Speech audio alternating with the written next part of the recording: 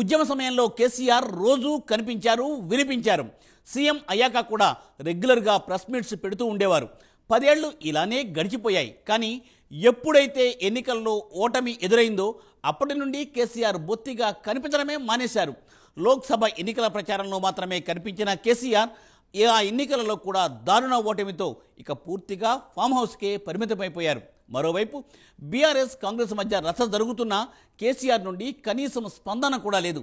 ఇన్నాళ్ల రాజకీయ జీవితంలో కేసీఆర్ ఎప్పుడూ ఇలా మౌనంగా లేరు. మరి ఇప్పుడు ఎందుకు గులాబీ బాస్ మౌన దీక్షను చేపట్టారు?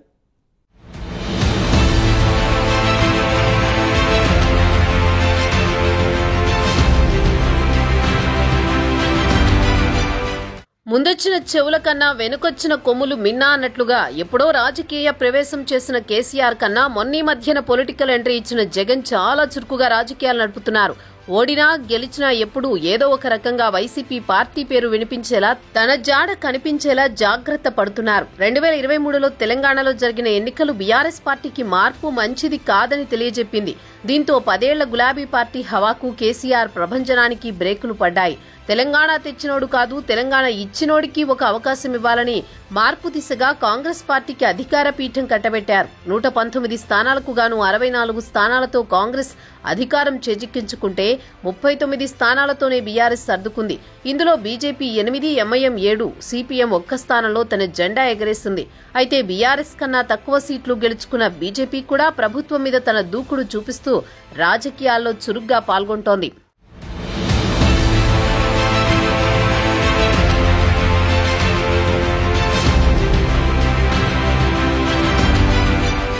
ఒక ఉద్యమ నేతగా, తెలంగాణ రాష్ట్ర సాధనకర్తగా గుర్తింపు పొందిన కేసీఆర్ మాత్రం ఒక్క ఓటమితో కుంగిపోయారు.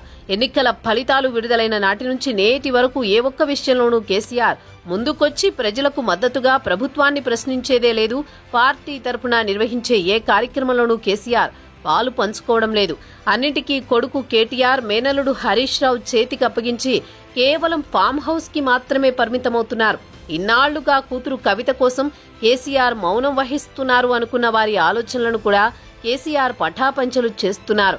లిక్కర్ స్కామ్ లో అరెస్టైన కవిత బెయిల్ మీద బయటకు కూడా వచ్చేశారు. అయినా కేసీఆర్ గడప దాటడం లేదు. గడిచిన 6 నెలల నుంచి ప్రజా సమస్యల మీద, ఇప్పుడు కనీసం పార్టీ సమస్యల మీద కూడా స్పందించడం లేదు. కౌశిక్ రెడ్డి అరికపూడి గాంధీ వివాదం మీడియాకెక్కి పోలీస్ స్టేషన్ దాకా వెళ్లి రచ్చ లేపుతున్నప్పటికీ కేసీఆర్ మాత్రం తనకేమీ పట్టనట్టు గమ్మున ఉండిపోయారు. దీంతో ఇన్నాళ్లు కేసీఆర్ ను దొర అన్న నేతలు సైతం ఇప్పుడు కేసీఆర్ దాక్కుంటున్నారు అని హేళన చేస్తున్నారు.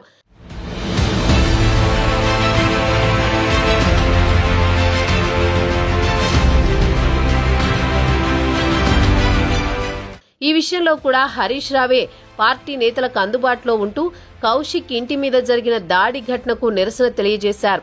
ఈ నేపథ్యంలో హరీష్ రావుతో సహా పలువురు బీఆర్ఎస్ నాయకుల మీద కూడా పోలీసులు కేసు నమోదు చేశారు. ఈ అరెస్టుతో హైదరాబాద్లో తీవ్ర ఉద్రిక్త వాతావరణం ఏర్పడింది. పోలీసులు అరెస్ట్ చేసిన బీఆర్ఎస్ నేతలను బస్సులో కేశంపేట పిఎస్ కు తరలించారు. మార్గమధ్యంలో బీఆర్ఎస్ శ్రేణులు బస్సుని అడ్డుకుని పోలీసులతో వాగ్వాదానికి దిగి ముఖ్యమంత్రి రేవంత్ దిష్టిబొమ్మను దహనం చేశారు. దీంతో ఇరు వర్గాల మధ్య తోపులాట జరిగింది. ఇంత జరుగుతున్న కేసీఆర్ మాత్రం తన మౌన ముద్ర వీడలేదు. కేసీఆర్ తో పోలిస్తే ఏపీలో వైఎస్ జగన్ తీవ్ర ఓటమిని ఎదుర్కొన్నప్పటికీ చాలా వేగంగా రాజకీయంగా అడుగులు వేసుకుంటూ పోతున్నారు. రాష్ట్రంలో వైసీపీ బలం 151 నుంచి 11కి పడిపోయినా జగన్ మాత్రం ఎక్కడా తగ్గేదే లేదన్నట్టుగా ప్రకృతి విపత్తుని కూడా తన రాజకీయ లబ్ధి కోసం వాడుకుంటూ నిత్యం మీడియాలో హడావుడి చేస్తున్నారు.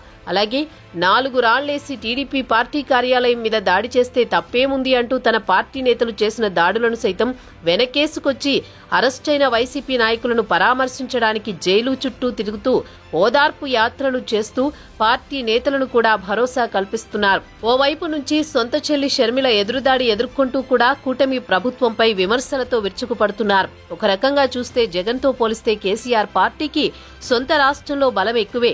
అయినా కేసీఆర్ బలహీన పడిపోయారు. మరి గులాబీ బాస్ ఎప్పుడు బయటికి వస్తారు? ప్రభుత్వంపై ఎప్పుడు పోరాటం చేస్తారు?